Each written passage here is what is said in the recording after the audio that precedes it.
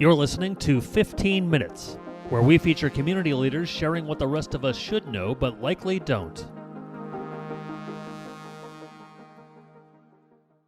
Hi, Chad Franzen here, one of the hosts of Share Your Voice, where we talk with top-notch law firms and lawyers about what it takes to grow a successful law practice. This episode is brought to you by Gladiator Law Marketing, delivering tailor-made services to help you accomplish your objectives and maximize your growth potential.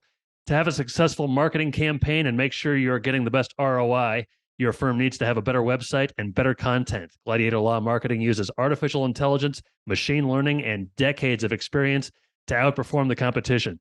To learn more, go to gladiatorlawmarketing.com, where you can schedule a free marketing consultation. Sabrina Shaheen Cronin is a true role model for today's single working parent. She began her career as a musician, and soon afterwards, she began her rise as a successful attorney. Sabrina is now a nationally recognized motivational and public speaker, life and business strategist coach, writer, mentor, successful businesswoman, top lawyer, visionary, and television personality. She is known as the shared parenting expert for her workshops, helping families cope with co-parenting dilemmas in today's challenging environment. Hey, Sabrina, thanks so much for joining me today. How are you? Hey, Chad, I'm great. You make me sound so good. Hey, it's great to have you here. Hey, since this is mainly we'll get into everything, but since this is mainly a law focused show, tell me about the Cronin Law Firm and what you guys specialize in. So I started the Cronin Law Firm with no big plans to have a law firm, but I started it 11 years ago, just me. And when I say I had no big plans, it was really no intention of mine to have a large firm or to grow a firm. It was just really myself and my desire to help people. And because I attracted a lot of clients and those clients needed servicing, and I worked really, really hard my first couple of years, I needed more help. And then that's how it really grew organically. And I'm proud of that fact. And so we help clients of all types. We help businesses, we help individual clients, we help juvenile offenders, we help moms, dads, CEOs. We do a lot of different types of law, from litigation to family, divorce, custody, as well as criminal defense and business. I mentioned in your intro that you started out as a musician and then began your rise as an attorney. Tell me about your experience as a musician, first of all, and then kind of how that transition into law went for you.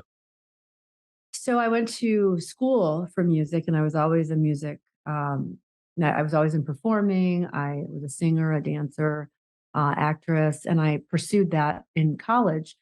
And I worked in New York for some summers and a short stint in Manhattan for a little bit. And I saw how poorly treated many talent and crew, quite frankly, were. And in seeing that, and I was a little shy at the time, and I didn't really have the confidence to do what you really needed to do to kind of make it and to really grind through that industry. I really found that my passion was for being a voice for my friends and my colleagues in that industry. And I decided to go to law school. And I also received a business degree as well, a master's in business.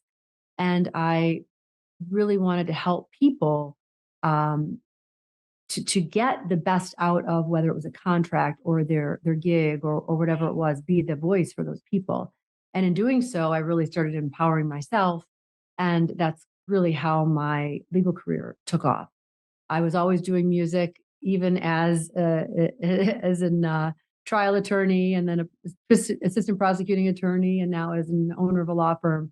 I still pursue music. I still, as an independent artist, am proud of some of the accomplishments I made there. But I also love still working in the entertainment industry as well.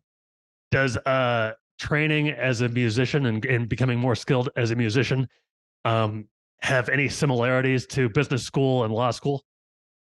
It's just the grit, it's the tenacity, it's the perseverance, it's the, stick-to-itiveness. It's all of those things and the passion for it. Because when you're passionate about doing something, the old adage, it doesn't really seem like work. It seems less like work when you're passionate, and especially in the arts, and people pursuing it. You have to love the journey. You can't just want to do it because you want to be a star someday.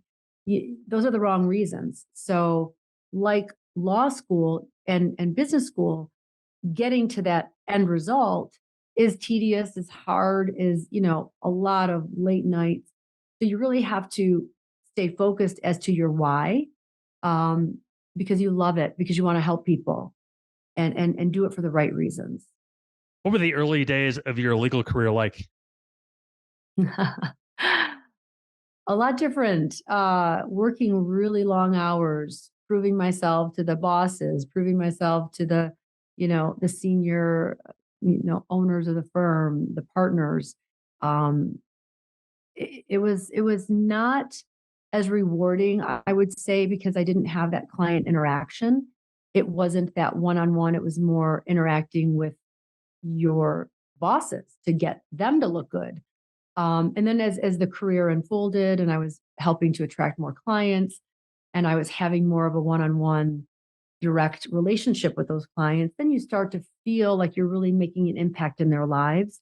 And that's really what helped me to find it more rewarding. So you started the Cronin Law Firm. How did that kind of materialize, or when did you decide, like, okay, now is my time?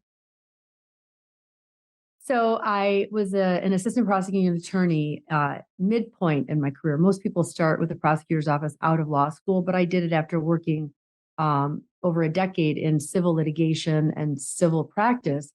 And then I really wanted to become more well-rounded. And I always loved trial work. I was always, good. It's like performing, you have to performing to a jury. You have to kind of stand up in front of people and state your case and plead your argument. And it's like acting. And so it was a natural transition for me to go into the prosecutor's office where I honed my skills in criminal law. And I decided after 3 or 4 years doing that, I really wanted to focus on my music. I really missed it. I was at that point in my life where I thought, if I don't do it now, I'll never do it.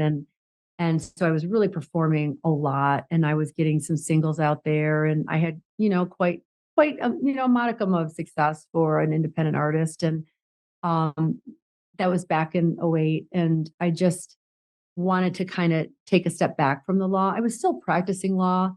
I left the prosecutor's office with honors, and I was accoladed and all of that. But I just really needed that time for myself. I was a little burned out, but I really wanted to focus on my music. And then after doing that, I started having children, and I was doing teaching and singing a lot more and recording.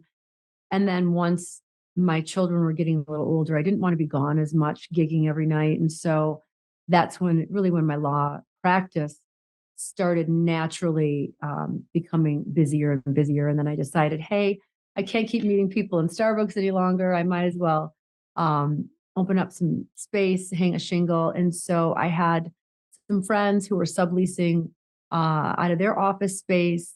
And I just rented a tiny little office. And then over time, I had to rent more and more and more space as a sublease. And then after a few years, I opened up my own office and built out space for my law firm. What is more nerve wracking? Maybe neither one is nerve wracking for you now, but maybe when you were younger, what was more nerve wracking, performing as a musician in front of a crowd of people, or performing as an attorney against another attorney who may be more seasoned than you and in front of a judge? I would say, Chad, because of my background in the arts, Hmm. I have always over prepared because you can never be too prepared, especially when going against a seasoned attorney. And usually, seasoned attorneys, not often, not always, I should say, usually attorneys that have a little more, you know, confidence and experience don't prepare as much because they rest on their confidence because they've done it a million times. But when you're a younger attorney, you need to realize that you're going to get thrown some things that you're not going to be able to handle. You have to learn how to think quickly on your feet. And the best way to do that, though, is being over prepared. Know the law, know your case inside and out better than anyone else, and let them underestimate you. Because every single time I've been underestimated, I've always defeated the opponent. And, that's sort of a little, I don't know, a little trick, I would say, but it's not really a trick. It's all fair game. But To answer that question, Chad, for me, I get more nervous when I am performing in front of one or Hmm. two than a huge audience of thousands. And likewise, I am more nervous in front of a jury than I am, say, a motion hearing or an evidentiary hearing in front of a judge. Why are you more nervous in front of one or two than a crowd of thousands? That's interesting. Because it's more intimate, because they know you that much more closely. Um, and you're revealing a part of yourself to one or two people, as opposed to when you're on stage, you have a little bit of that buffer. You can't see their faces, the lights on, the lights prevent you from seeing the audience. And there's just a little bit more distance. And so when you're performing to one or two, that intimacy is really real. So it's you and them, and that's it. When you first started your own practice, was there um, maybe something that stood out to you that you realized you didn't know, or like you had a master's in business and a law degree, so you probably were well versed in business too. Was there anything that you kind of didn't know that you didn't know at the time? When I started my law practice, Yeah, I mean, yeah, or you mean my firm? yeah. Your own law firm. Oh, Chad, everything. I've made a gazillion mistakes. I mean, and that's the thing. You can't be afraid to take action, and you can't wait until you know something perfectly. This is the sort of the opposite of preparing for trial. You just have to kind of jump in, because no one taught me how to have a business. I was not given any seed money. I was not given any files. I didn't leave like many attorneys, as you know, they leave a group of them from a larger firm. They take clients with them or files with them. They start their own firm. And, I've had people do that from me. Some of Hmm. my attorneys that I've trained have left after I worked my ass off getting all these clients and the files, because I'm really the only rainmaker, which makes it very difficult. But, you know, there comes a point when you just have to let caution to the wind, trust your gut, trust your instincts. And what I've learned, I think more than anything, is to do that. Is you have to learn the difference between your intuition and instinct versus emotion. And when you learn that distinction, and when you act on intuition and instinct versus emotion, then you're moving in the right direction. That's good advice. So that leads me to my next question about some of the other things you do as a public speaker, life and business strategist, coach, writer, and mentor. Can you tell me about whatever comes to your mind when you're asked about those things? Yeah, it was born out of a need that I saw in my clients for a deeper understanding of their own issues getting in their way legally. And many times, and I don't care if I'm dealing with a top level CEO who has issues at work or issues at home, or uh, a younger person who's having some issues with the law. Everybody who has any kind of adversity in their life, and this is the same as any kind of leader of any organization, whenever there is any kind of crossroads, issues, adversity, it's always that person. It's the leader. It's that person getting in their own way. And I always say, and I'll say this wholeheartedly, I was the reason why my business, has gone through some changes or wasn't always the best it could be. If a leader doesn't look at him or herself to say, look, I'm the chokehold here. I'm the one that is, causing these delays for whatever reason. And if they don't take responsibility or accountability, then your organization will never grow. And it will never grow to the extent that you want it to. Many times people can't get out of their own way to better themselves, better their life, help their legal issue. So when I saw the need for people to really take a hard look at themselves, that's when I wanted to take the time to help them with their life, so that their life is better, not just during their legal case, which is very finite, but throughout their entire life, for the rest of their life.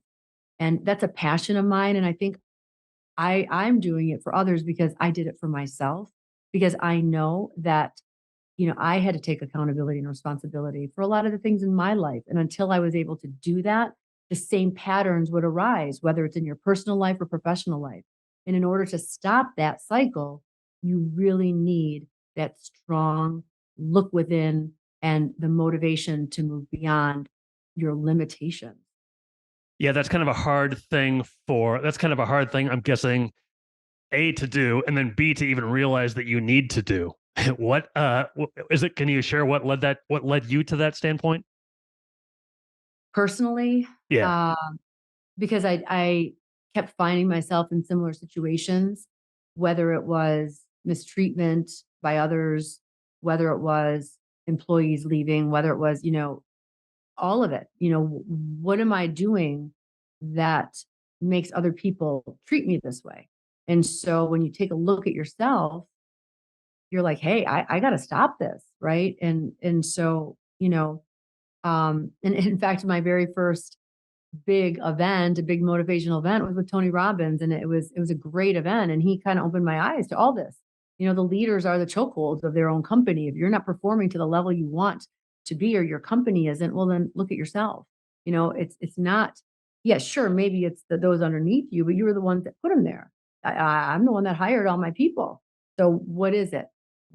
You have to look at yourself, your personality, and Joe Dispenza has a book, Breaking the Habit of Being Yourself. I don't know if any of your listeners are into all that stuff, but I highly encourage, every listener here to really take a look within. Stop looking at yourself as a victim. Sure, some of the things that happen to you aren't your fault, but at that point, then you take a look at it and say, okay, how can I change it so it doesn't happen again? When I saw clients, especially in very, very toxic, highly abusive marriages, want to get out of those marriages, when I would help these people out of those marriages, only to find them, only to see that down the road they're caught up in another cycle. It's like, okay, well, there something needs to change here. And so the only thing that can change is themselves. So What are I hope, you from your journey? Is there something you're most proud of, or a moment that you look back on that you're particularly proud of? I think how far I've come. I think that instead of looking outside yourself for the answer, someone to save you, or or whatnot, I'm proud that I was able to do it for myself. And I don't necessarily want to say by myself, because I've had a number of people, mentors, coaches, dear friends, family members who have really helped, but you're still doing it for yourself, by yourself, because at the end of the day, ultimately, you are the only one that can make that change. And you have to do it for you. You can't do it for someone else. But when you have the motivation within, like for me, it's my children.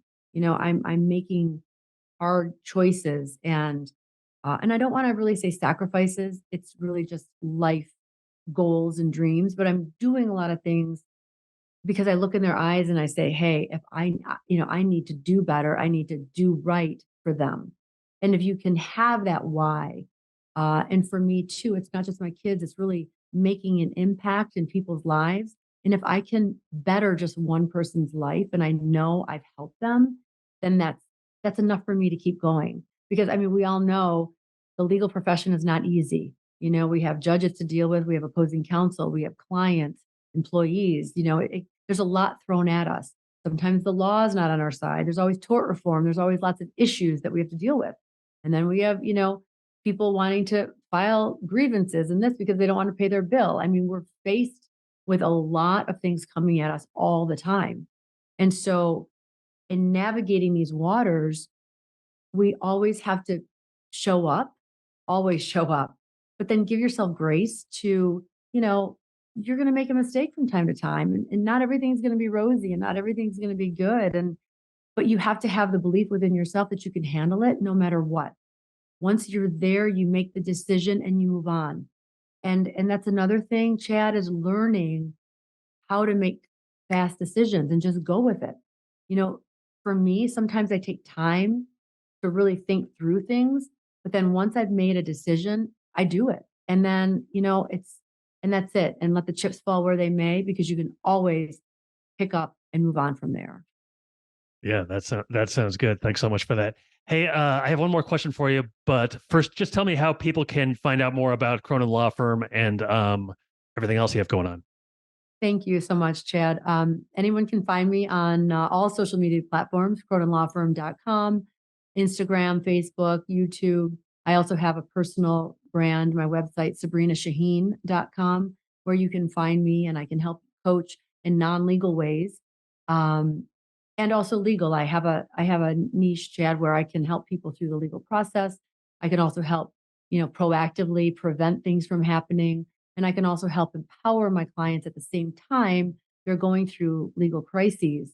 And I do a lot of crisis management all over the country. So they can find me really anywhere. Okay, sounds good. Hey, last question for you. You mentioned that you had, you've had some mentors and some friends and family that you've counted on. Who is a mentor for you, and what is the best advice you remember receiving from that person? Well, um, Chad, I can't really just give one name because I've Hmm. had so many, and I don't want to give anyone or slight anyone. But honestly, people in general, I think I find blessings in a lot of things. It could be someone I encounter on a bus who's given me a good advice that day. It can be a coworker, it can be um, a friend of mine or a brother or my late father or my mother. So it's hard for me to just wrap it up in one thing, but I think my takeaway and what I want to leave your listeners with today is just get clear on what you want in life. That clarity, that vision is so important and really move toward it. And don't tell yourself you cannot do something that you really want because your brain believes everything you tell it. And the subconscious mind is very powerful. So always speak kindly to yourself and know with 100% certainty that you can get it and achieve whatever you want. So Okay, that's my takeaway, Chad. great. Thank you so much. Hey, Sabrina, it's been great talking to you today. Me Thanks so much for too. your time and your Thanks. story and all your insights. Really appreciate it. Thanks. So long, everybody. Thanks for listening to 15 Minutes. Be sure to subscribe, and we'll see you next time.